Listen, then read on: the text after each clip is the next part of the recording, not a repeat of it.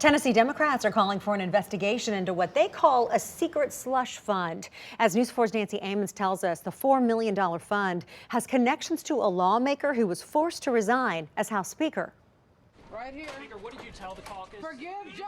This is Glenn Cassada before he stepped down as Speaker of the House. But questions still follow him about a fund that he and his staff created before he left office.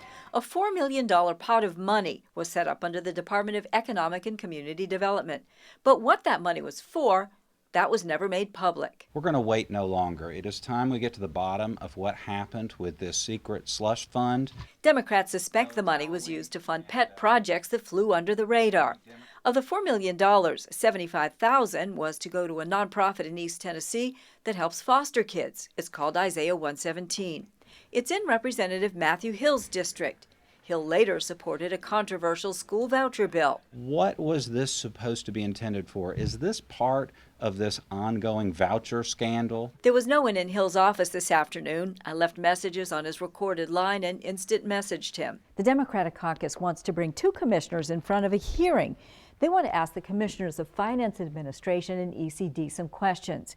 Who got these grants? Who requested them? And what else is on the list? They're asking for a November 17th hearing date. Meanwhile, Governor Bill Lee has temporarily frozen the controversial fund. Nancy Amons, News 4. Now, it has been a couple of months since we've heard from Cassada after his hard fall from the speakership.